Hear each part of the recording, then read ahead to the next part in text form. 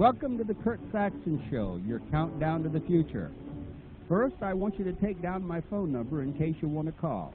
The number is 501-437-2963. In case you didn't get it, here it is again, 501-437-2963. Sorry, but we can't accept collect calls.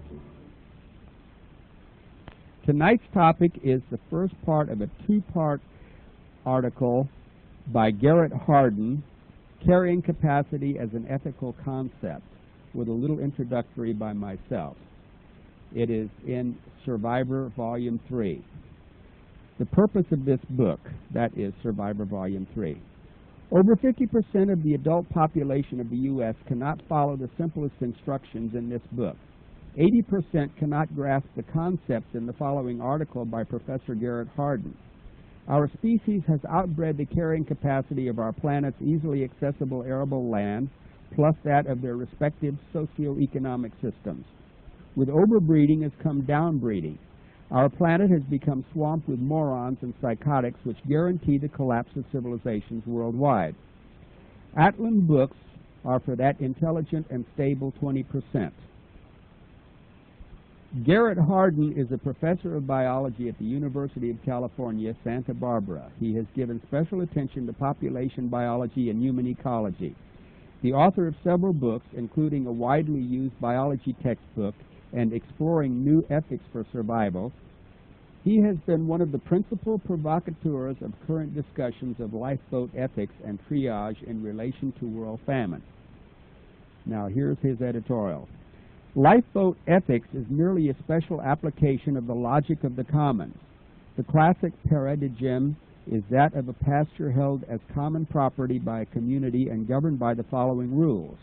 First, each herdsman may pasture as many cattle as he wishes on the commons, and second, the gain from the growth of cattle accrues to the individual owners of the cattle. In an underpopulated world, the system of the commons may do no harm and may even be the most economic way to manage things, since management costs are kept to a minimum. In an overpopulated or overexploited world, a system of the commons leads to ruin, because each herdsman has more to gain individually by increasing the size of his herd than he has to lose as a single member of the community guilty of lowering the carrying capacity of the environment. Consequently, he, with others, overloads the commons. Even if an individual fully perceives the ultimate consequences of his action, he is most unlikely to act in any other way, for he cannot count on the restraint his conscience might dictate being matched by a similar restraint on the part of all the others. Anything less than all is not enough. Since mutual ruin is inevitable, it is quite proper to speak of the tragedy of the commons. Tragedy is the price of freedom in the commons.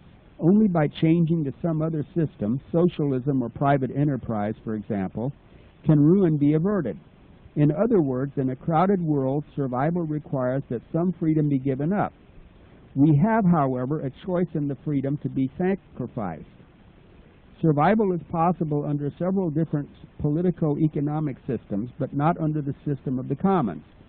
When we understand this point, we reject the ideal of distributive justice stated by Karl Marx a century ago, from each according to his ability to each according to his needs.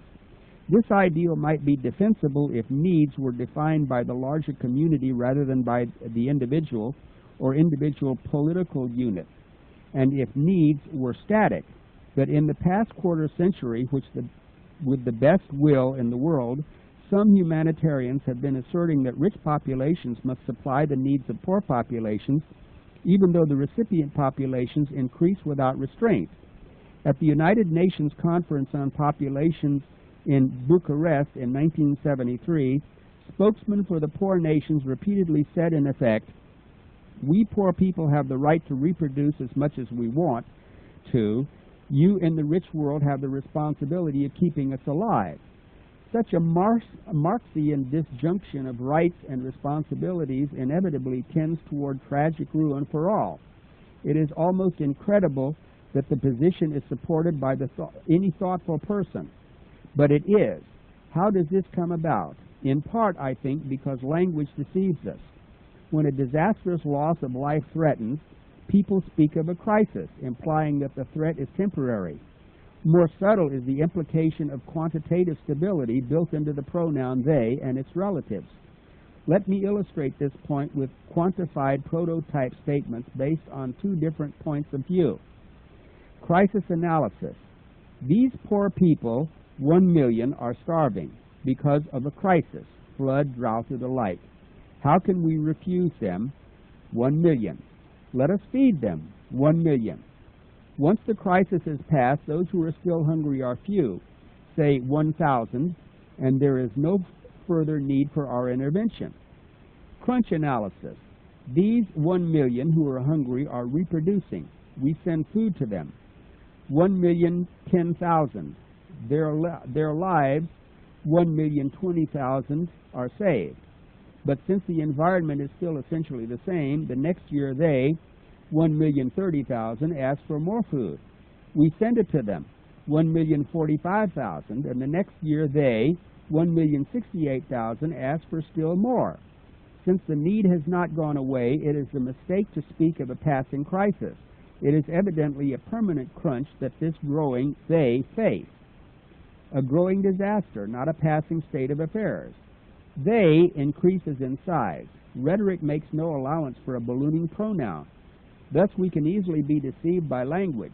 We cannot deal adequately with ethical questions if we ignore quantitative matters. This attitude has been rejected by James Sellers, who dismisses prophets of doom from Malthus to Meadows as chiliists.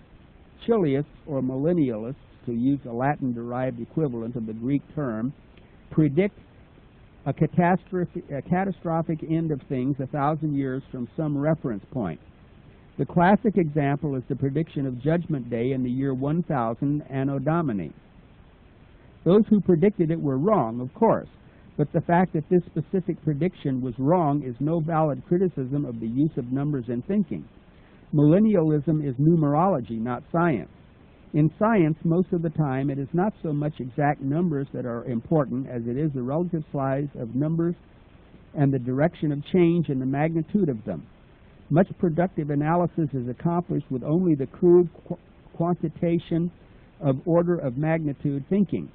First and second derivatives are often calculated with no finer aim than to find out if they are positive or negative.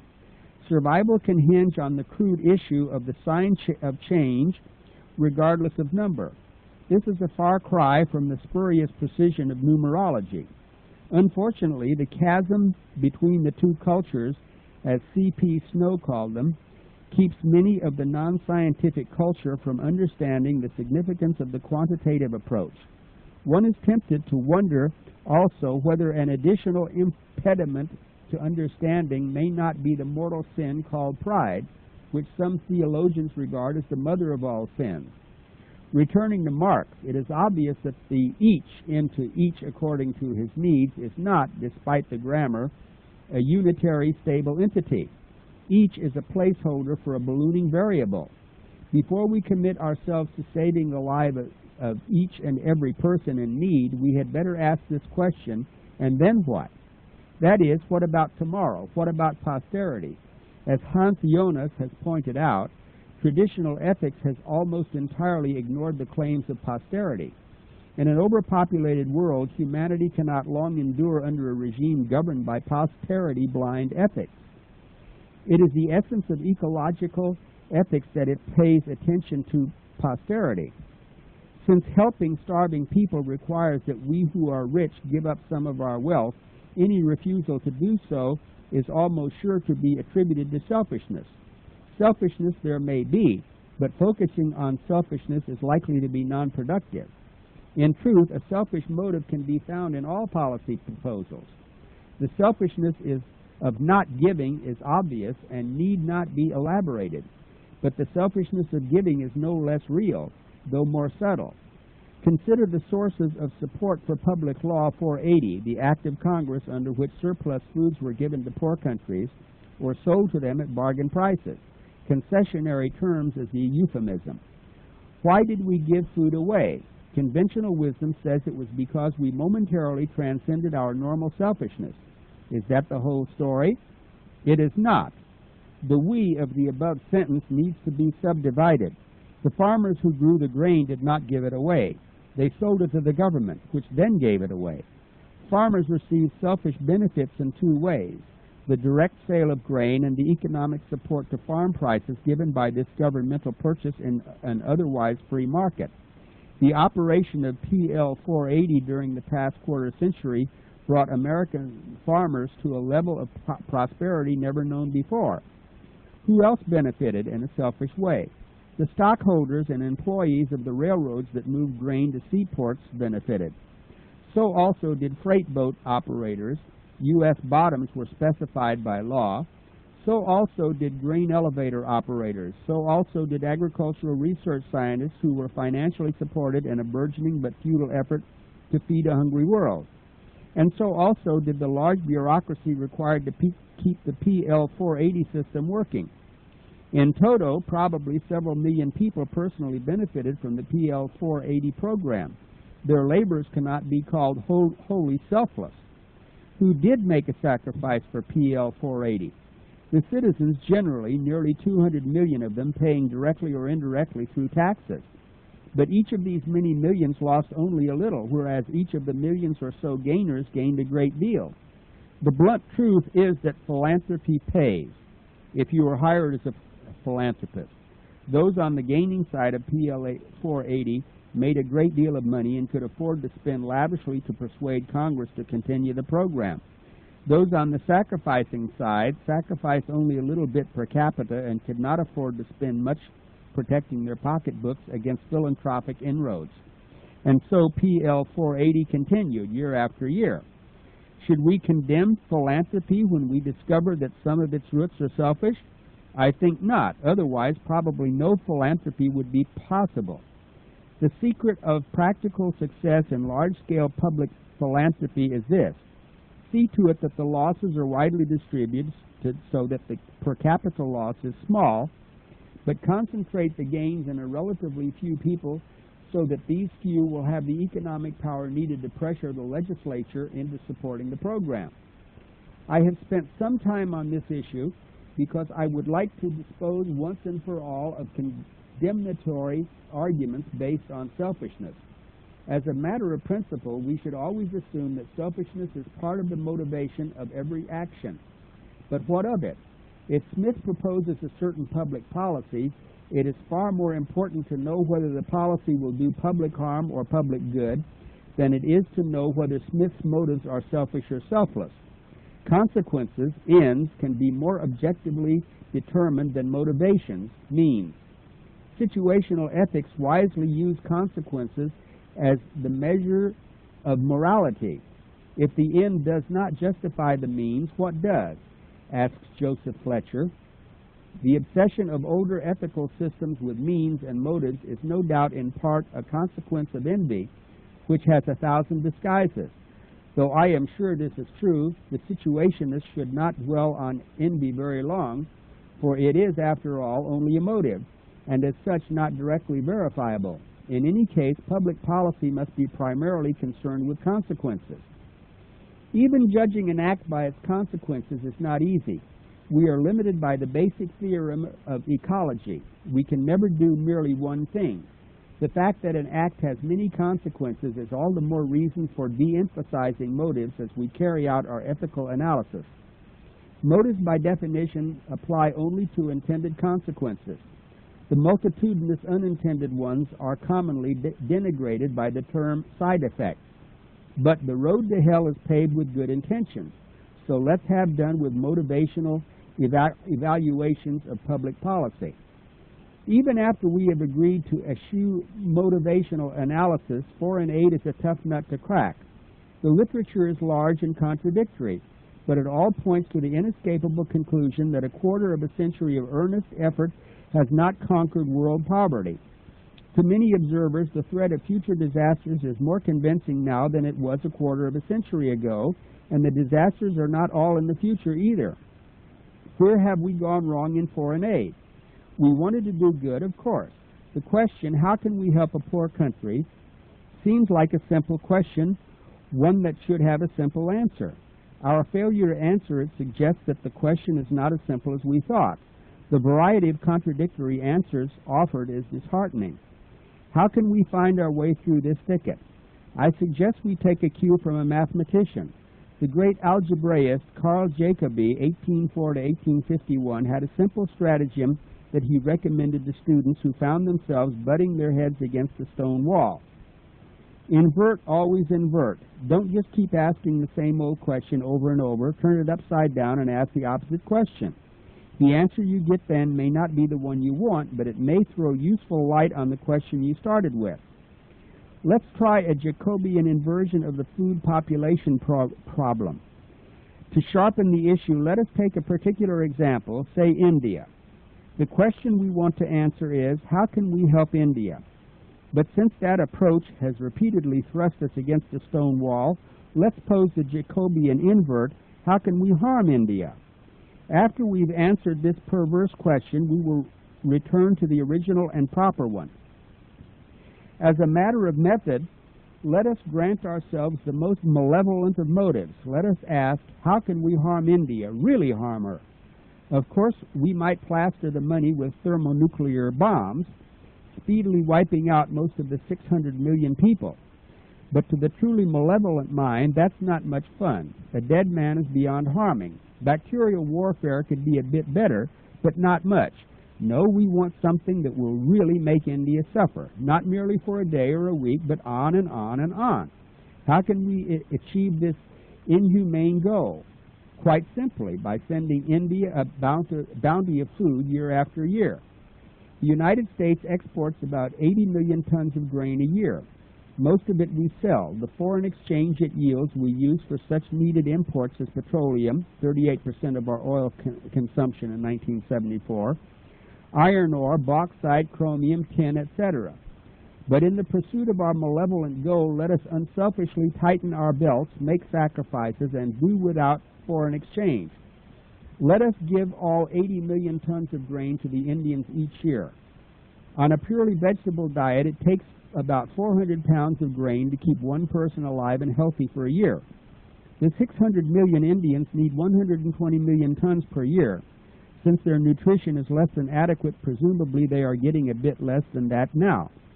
So the 80 million tons we give them will almost double India's per capita supply of food. With a surplus, Indians can afford to vary their diet by growing some less efficient crops. They can also convert some of the grain into meat, pork and chickens for the Hindus, beef and chickens for the Muslims.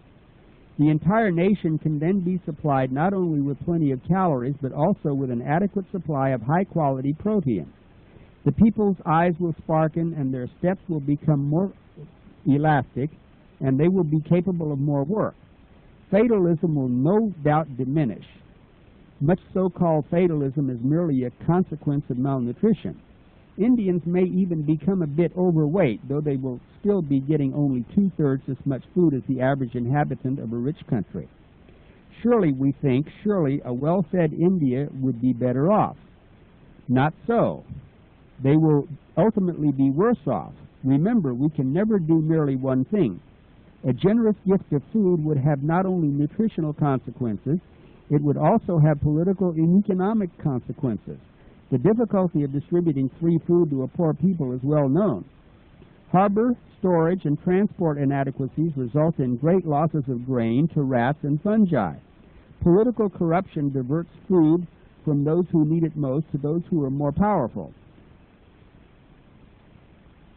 More abundant supplies depress free market prices and discourage native farmers from growing food in subsequent years. Research into better ways of agriculture is also discouraged.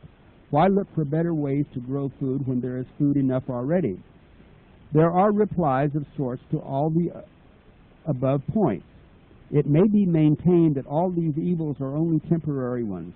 In time, organizational sense will be brought into the distributional system, and the government will crack down on corruption. Realizing the desirability of producing more food for export, if nothing else, a wise government will subsidize agricultural research in spite of an apparent surplus. Experience does not give much support to this optimistic view, but let us grant the conclusions for the sake of getting on to more important matters. Worse is to come. That worse will be read tomorrow. Okay, here I am again, Kurt Saxon. The phone number is 501-437-2963. And the mailing address is P.O. Box 95, Alpena, Arkansas, 72611.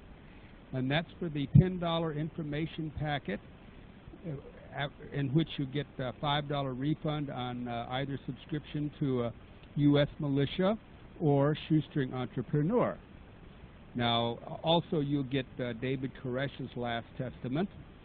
And now the U.S. militia, you'd start out, if you should subscribe for $35, you'd start out with 3 issues right away, and you'd get 9 more in the mail.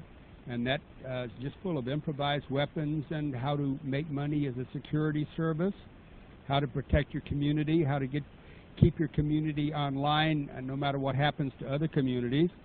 And of course, Shoestring Entrepreneur costs $15 for a subscription.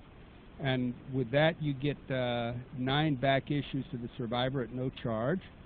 And the Shoestring Entrepreneur plus the Survivors teaches you how to sell anything you can make or grow.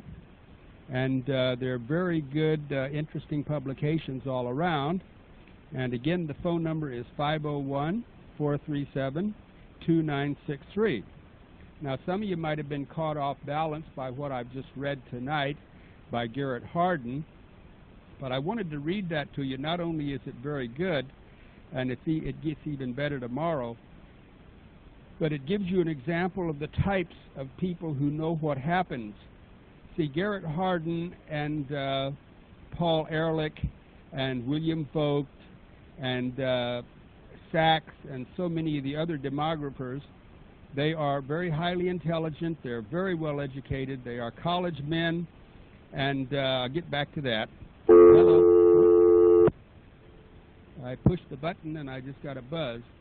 Anyway, these people they're mainly citizen types, and they really believe that we're all in this together. So even though they know very well that civilization is coming to an end, they have steeled themselves to just going out with the herd. But we're not going to do that. I mean, we're going to have to take their findings, which are very accurate, except sometimes they project. But, anyway, just in case you didn't get it, my phone number is 501-437-2963. Here's a caller. Hello. Hi, Kurt.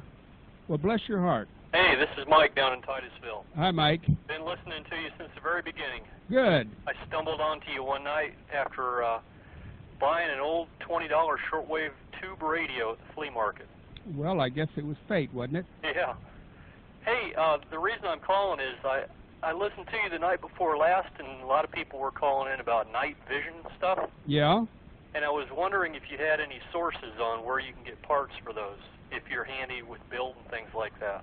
Well, I think your best source would be to subscribe to the Shotgun News, because they give so many sources for everything in the weapons field, and people advertising night vision setups advertised there. And are you a subscriber? No, I'm not yet. Well, you really ought to. You ought to send $20 to Shotgun News, P.O. Box 669, Hastings, Nebraska. That's NE 68902, and you'll get 36 issues for that, and about 200-page large catalog in that. Give you everything in the weapons field. It's like a supermarket of weaponry. Okay. It's not quite as good as a gun show in certain respects, but of course it has a lot more variety than the gun show. But to order anything like a rifle out of there, you'd need an FFL to do that, wouldn't you? It all depends. If you, well, maybe Carrie could explain that. You want to take that, Carrie? Unless they've changed things, you can get probably black powder rifle and air rifles, but if you want to get a rimfire or a centerfire, you'll have to go through an FFL. Yeah, that's what I thought. Yeah. But you can, if you subscribe to the Shotgun News, and you can get all sorts of jobber catalogs, and you can, most of your wholesale houses will sell everything but the rifles. They're a great place to get wholesale camping gear, knives, scopes, gun accessories of all kinds, and anybody that pay retail for something, an accessory, is crazy. Yeah. Okay, another thing that you can get in the shotgun news, there are little places in the shotgun news, little ads with boxes around them, as I remember, that says send in $1 and get a list of FFL holders who will sell you anything in the shotgun news for just 10% more than the cost. That's for their trouble. I used to do that, but it was too much trouble for me, but a whole lot of people still do it. Yeah. Okay. Well, the main thing I was interested in tonight was if anybody had information on night vision. And well, it seems there's a lot of interest in that. If anybody has any night vision equipment for sale or does know an absolute good source, I wish they'd call in. Yeah, me too. I've seen the equipment around, and it's just about $2,000 more than I can afford. Yeah, some of it's I've got pretty all the expensive. equipment to build things like that. If I could just get the electronics for it, I could put it together. Well, here's a Soviet night vision in the shotgun news, 3x5. Russian military night glasses, undetectable, hard shell case included, charger and 2 batteries for $399. That's in the shotgun news, February 1, page 19. Okay. I wonder how that compares And to it's the US. sold by, let's see, Birmingham Pistol Wholesale. And anyway, you see, you'll find these all through the shotgun news. You can't get lower prices anywhere unless you go to a gun show and you start buying on Sunday afternoon when people want gas money to go home on. Right. Then they really cut down the prices. Okay, well, that sounds like good advice, and I'll check out the shotgun news. Okay. Okay, thanks for taking my call. Anytime. Bye-bye. Bye-bye. Okay, again, my phone number is 501-437-2963. And the mailing address for the information packet and all of my various books and tapes is P.O. Box 95, Alpena, Arkansas, 72611. So, okay, now, just incidentally, if anyone has been taping these shows and has a good copy, we need the Tuesday, February 8th show. The editorial title was Prepare for the Worst and Prosper. And well, Carrie will trade 2 shows for it, but of course if you've been, well, let's just call up, say, we'll dicker if you've got a good tape of it. You'll be doing it with Carrie, so he'll make you a good deal. Okay, let's have another call here. Just in case you've wandered on, the frequency is 5.810 megahertz. And again, the phone number is 501-437-2963. And I advise you all to have your pencils ready in case people call in and give an address or a phone number that you might want. This way you don't need to call us up for us to repeat it, because most of the time we don't take it down because we're sort of busy here when the program is on the air. So anyway, I hope you've all gotten your gurney catalogs and... Oh, hello, Kurt here. Hello, Kurt. I didn't know I was going to be on this. Hold on, let me kill this radio. Okay, you're doing fine. Okie dokie. I've been hearing all kinds of calls about night vision, etc., etc., etc. Yeah? Got the cheapest source in the world here as far as information goes. Good. You'll love it. Popular Electronics, April 1994 issue. So it's even on the newsstand. Popular Electronics. Right. The April 1994 issue, and it's on the newsstand. It's on the newsstand. Even got one of those black-suited gentlemen with gloves on and sunglasses in the middle of the night. Well, good for him. What are they selling for? Actually, it tells you how to build one, just like the other guy we called in a minute ago. Oh, well, that's good. Well, I guess that's good for the do-it-yourselfers, but some people just aren't handy. Well, the biggest problem with it, as I see by this, is you need a video camera. The rest of the stuff you build. Yeah. But you need the video camera, and they tell you what kind of video camera. They have a Arizona address for the circuit board for the infrared illuminator circuit, etc., yes, etc., blah, blah, blah. Well, now, would you go carrying around that video camera at night when you're stalking somebody? Me? No, I wouldn't stalk. Well, is that what it's supposed? Is that what it's for? And I I don't mean criminal stalking. I mean. No, I'm a defensive-oriented person. I like to hide, cover up, and let them stalk me, and then I go surprise. Well, I like to go after whoever's after me. That's more fun. Oh, well, yeah. I've had it work before. I played some games with some Vietnam War vets one time, and I came out on top, and I was never there. Good. I made myself I was part of a hill. Mm-hmm. I almost got stepped on. That's how close they got to me. Well, what I mainly meant was, Is you it have small to enough? carry the video camera. Is that part of the equipment that's tied onto you? Right, it is.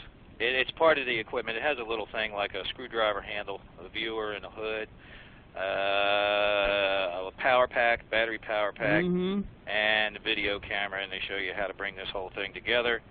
And the circuit board comes from someplace in Arizona. Well, we're talking about getting your video camera. We're talking about a whole lot more than $3.99, and this that I see in the Shotgun News is compact. It's no bigger than a pair of large binoculars. This is about the same. Yeah. About the same. But this doesn't give any kind of indication where you'd also have to carry along a video camera. This is also active, not passive. What do you mean active? Okay, active means it supplies its own light source. It throws out infrared, comes back. It doesn't work like a starlight scope. Starlight scope uses whatever ambient light there happens to be and then intensifies it. Okay, well, I'm sure that people who are really interested in this are going to follow it up, and I appreciate your information. Yeah, it cost them a whole big $3 and something for the magazine. Oh, good, good. Have you ordered my info packet? Not as of yet. Well, you really ought to. You'd be pleasantly surprised. They're going out on a regular basis now. People are getting them. I may have actually got it, but through another source. Yeah. There was somebody that was advertising silver one time on a regular AM channel. And well, he wouldn't have been advertising my publications. Oh, no, I got a big, thick packet of stuff. Yeah, well, that wouldn't have been from me. Some of this stuff was rather obtuse. Well, what do you mean obtuse? Well, was it? Well, look, if you had gotten U.S. militia, you would have recognized it. I've seen that one before. Yeah. I've seen that magazine out there. I've seen it advertised in, I think, some gun magazines or something. Yeah, I advertised in the Spotlight a few times. Yeah, that might have been it too. This other thing was odd. I thought the guy was writing in code because basically it made no sense whatsoever, and it was like somebody landed from a foreign planet and so on and so forth. And I'm thinking, since this doesn't make any sense whatsoever, obviously this has got to be code. Yeah, well, I don't write in code, so if you can't understand it, it's not from me. Oh, okay. Okie dokie.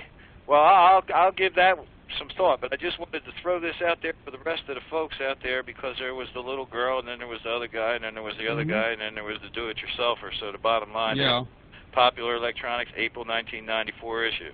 Okay, thanks a whole lot. All righty now. Okay, buddy. Bye for now. Okay, again, the phone number is 501-437-2963. And the mailing address for the big information packet is P.O. Box 95, Alpena, Arkansas, 72611. And that gives you $5 refund on either subscription. Hello, Kurt here. Yes, I'm calling in to Kurt Saxon. Yes, that's me. Are we on already?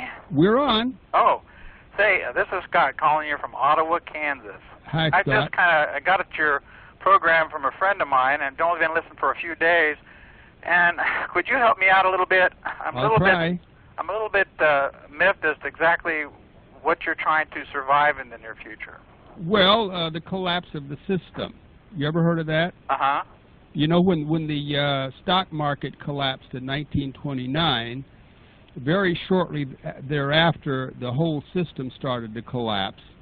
Of course, at that time, we only had 135 million people and less than 100,000 on relief or whatever they called it.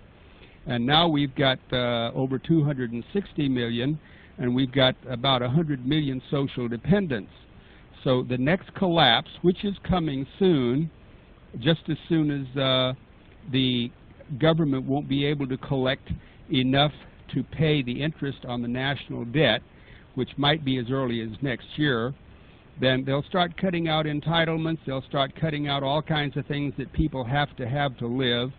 And then that'll make the Depression area look like boom times. And then when our system collapses, that will spread worldwide like it did the last time, and it'll be a lot more severe.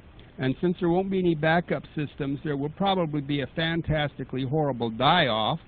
And so I'm just saying that you ought to prepare for that so you can save yourself and your loved ones. Is all the talk about guns for protection, or this militia? Well, I'm not into guns too much. You ought to have a 30-06 12-gauge shotgun and a 38 revolver, and that's all I think you need.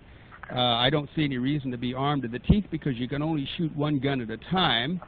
And but a lot of people go in for the glamour things, and well, if they want to spend that extra money, I think it's a whole lot better to learn to shoot than to buy a gun that the advertising leads you to believe does the shooting for you. Do you believe, do you have any beliefs, personal beliefs, that this is religiously connected to the upcoming economic collapse? No, because it happens every time a civilization becomes affluent enough to save so many people who wouldn't have died under harsher circumstances, and finally they have as many children as biology allows, and finally swamp the system.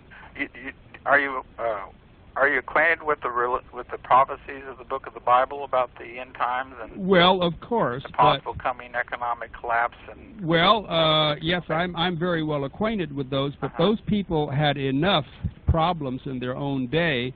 I don't think that they would have prophesied anything for us any more than a modern religious person would prophesy for colonists on Mars 2,000 years from now. Well, but you see, what they prophesied came about during or soon after their own times. Like when Jesus made his main prophecies, well, in 70 A.D., Titus destroyed Jerusalem and brought nearly all the prophecies that Jesus made to fruition. Well, some of the prophecies, though, specifically point to occurring just before the return of Jesus Christ. Well, I don't believe he's personally returned yet. I think that some of those prophecies do indicate a certain time period when several things will happen, including worldwide economic and political, as well as changes in the weather pattern that we're seeing. Well, we've had that right along all throughout history. Now, the thing is, I am not saying that won't happen, but I'm saying you'd better take care of yourself. And so if Jesus returns and he has a special fondness for you, maybe he will just tell you, well, distribute your goods to the people and come on up to heaven with me. But if he doesn't, and you haven't done anything, all you're doing is just sitting around waiting for him, you might be in trouble. I agree with you that people should be preparing, because I think the writing's on the wall as well as far as an economic collapse. But I also believe that this will lead to a system where you will be required to take a mark in order to buy and sell. And the Bible tells us when that occurs, and it will be a worldwide system, that you will, if you sell out to that mark, you will therefore sell your soul to eternal damnation. I believe that we should all, as Christians, prepare to avoid that mark as well as to survive, period. I would like to throw in my support for a movement in East Texas called the 70th Week Ministries. A fellow there is trying to get an organization going to help Christians survive and avoid the coming mark of the beast. And, well, you might just as well give his name and phone number. Well, his organization is the 70th Week Ministries. He's in... what's his address? Post Office Box 771. Yes. Gladewater, Texas. Gladewater, Texas. I think somebody else called... Well, what's the zip code? I don't have that right with me right now. Well, they can look it up in the zip code book. I fully support that. And if anybody out there who's a Christian also believes this is occurring, I would like them to write to me as well. Well, that's... Okay, what's your address? Mine is 619 North Bennett Road. Yes. Ottawa, Kansas. Okay. 66067. Yes. And I think you're doing a good thing, and I hope that people do take you up. I'm not particularly too gung-ho on the guns, but I think that being self-sufficient and energy independent and being able to grow your own food and everything is an extremely wise thing to do right now. Well, have you sent for my packet? No, not yet, but I'll probably get around to doing that. Well, you do that, and it might, if you want to help those people out in Texas, you might put them onto it. Have you heard of the Mark of the Beast? Well, yes, of course. I think everybody has. Let me ask you if you've heard of this. Do you know anything about the UPC barcode? Well, of course. What can you tell me about it? Well, the barcode is what makes the storing and distributing of commodities a lot easier, because they just run it across the thing on the counter at the grocery stores. Did you know that that barcode is split into two separate numbers by a prefix 6, a middle 6, and an ending 6? Well, as long as it gets you out of there in time, I don't care what the number is. Well, but the coming Mark of the Beast, the economic mark, will have something to do probably with the number 666. Well, we've used 666 and 667 and all like that throughout history, and I don't think it's anything to get excited about. I think when they're going to have a real Mark of the Beast, everyone will know it, and it won't be encoded. But look, it's time to let somebody else in. I thank you for your call. Thanks for listening to me. Okay, buddy. Bye for now. Okay, again, the phone number is 501-437-2963. The mailing address for the information packet is P.O. Box 95, Alpena, Arkansas, 72611. Hello, Kurt Saxon here. Yeah, Kirk, this is Rennie. Hi, Rennie. A couple of things that you was talking about tonight, your night viewers. Yeah? Well, while I was working for the government, we did extensive research on that. Yeah? And if anybody really want a good unit, the best ones to buy are the passive unit. The ones that infrared type that use like a floodlight out, because you can't see the light unless you have an infrared viewer. That's just like going outside with a flashlight or a big floodlight. Yeah. Your view extends to the limit of the light. Is that what they used during Desert Storm? No, they used what they call a passive unit, which amplifies the available light. Well, which one is cheaper, and where do you get them? Well, you can buy them all over the place. The infrared active system, where you have a little floodlight, by far the cheaper. Mm-hmm. But they have some real limitations to them for really seeing out into the night. And the other thing about that barcode, that's a scanner that you were talking about. Yeah. You run across. Well, they use it all the time at Walmart. Oh, yeah, yeah. I think they use it in every grocery store that has a lot of customers, because they're so computerized now that they couldn't go back to the old way. That's true.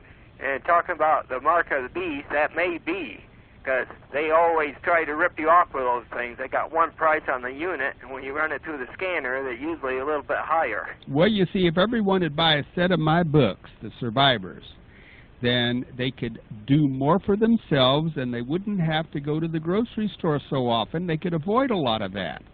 That's very true. Did you send for my information packet? No, I haven't. Well, you better do that, because you're going to be delighted what you get. A good friend of mine, just right down the road, sitting for your package, but I ordered some books from you through him. Okay, that's fine. I gave him the money, and you probably already got the order in.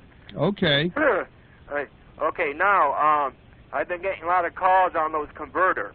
Yeah. Okay, I got it designed and I got it built. I'm ready to start selling them. Yeah. They're going to be $49 each. Converters to what? Okay, you put them right on top of your AM radio, and that will convert your AM radio to shortwave where they can listen to you. Yeah. Well, do you have you have them under production now, huh? Right.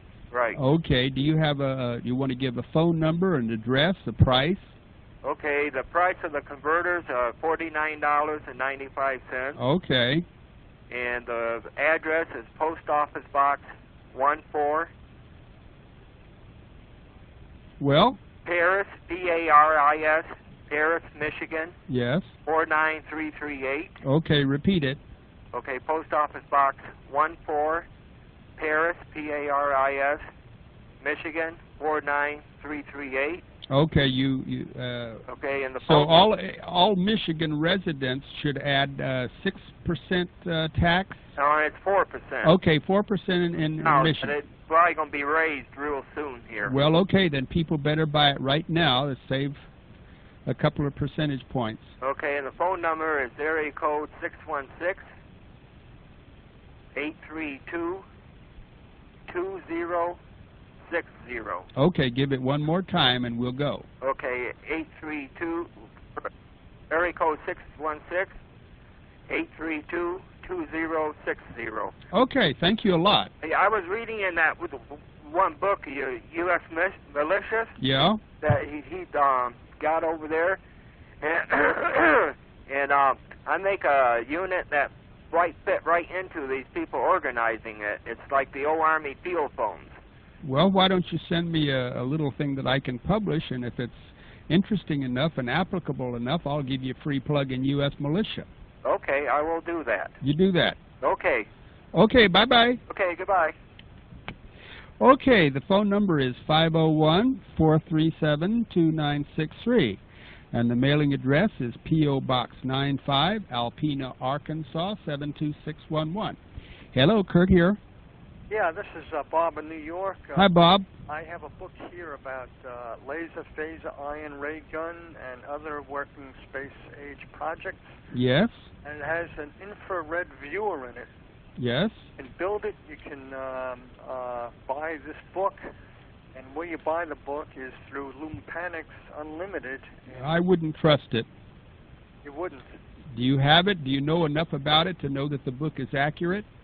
Well, this is produced, it's written by Robert E. Iannani, which he's a real expert in these type of things. I have a book.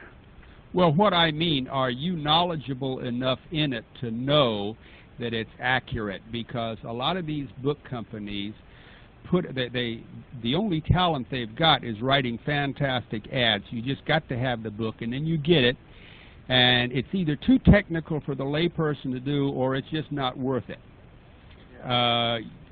Also, you can buy it through Lindsay's technical books. That's right. They have it also. Yes. Well, if they want to write, then and buy the book, it's only what, $17 or something like that. Yeah. Well, it's probably cheaper through Lindsay's. Yeah. Right. Yeah. We'll give the address of Lindsay's tomorrow night. But Lumpanix is an organization that we're enemies, let's say that. Oh. They wanted me out of business, and they did the best they could to put me out of business, and so I'm not going to help their business. Yeah, okay. Now, what's the address for Shotgun News again? P.O. Box 669. 669. Hastings, Nebraska. Hastings. That's N.E. Nebraska. 68902. And what's your information packet got in it again? Well, it's got a sample copy of U.S. Militia, the only magazine for community defense. It's got a sample copy of Shoestring Entrepreneur, how to sell anything you can make or grow, start a business even if you're in a wheelchair, regardless of your finances or physical circumstances. And you get, with that, you get 9 back issues of The Survivor. Just tells all about how to do things starting today. Is that $35? Well, the $35 one is the U.S. Militia, and the $15 one is the Shoestring Entrepreneur, which you can do. And also with with your $10, you'll get David Koresh's Last Testament. What I meant is the information packet. What's the total price on that? $10. Oh, $10. Yes, and you get a $5 refund on either subscription. So it's a good deal all around. Right. Okay. All right. What is your address again? P.O. Box 95. 95. Alpena, A-L-P-E-N-A. Oh, Alpena. Okay. Yes, Arkansas, A-R, 72611. 72611. Okay. All right. Thank you very much. You're very welcome. Bye. Bye for now. Bye. Okay, now again, the phone number is 501-437-2963. Hello, Kurt here. Hi, this is Cindy, the truck driver lady. Oh, yes. Glenda was talking about you today. We were at a gun show in Fort Worth, Texas on Sunday, the last gun show. Yeah? And I stopped at a booth where they had night vision glasses. It's a company called All Russia Company. They're out of San Francisco, and I have a phone number. They have the night vision that these people have been talking about. Okay, now everybody interested in night vision, get your pencil and write down the number Cindy's going to give you, because she's real sweet. And she's a truck driver, too. It's 817-543-2075. Okay, give that again, Cindy. 817-543-2075. And it's called All Russia Company. Good. Night glasses are all made in Russia. Yes. And I looked at them, they seem to be of very good quality. Well, that's good. Glenda said something to the effect that you said that they were closing down the gun shows in Texas. One at a time. There's one more in Dallas between now and the end of the month. We were at the last one in Fort Worth on Sunday. San Antonio will no longer have any either. Mm-hmm. So they're going one at a time. I can't tell you how this is coming about. Well, I will tell you that a table we were buying some ammunition at, he had a device on his table that would scramble conversations because local police, undercover, and federal agents were all there at the gun show. Yeah, well, they'd have to really concentrate because they don't have enough personnel to hit them all. Another thing is we decided we were going to buy one more shotgun. Mm-hmm. We had bought in Texas before with the driver's license from another state, and we were told this time they can no longer do so, even though it's a plain old shotgun. The ATF was hassling all the small shops, gun shops there. Yeah.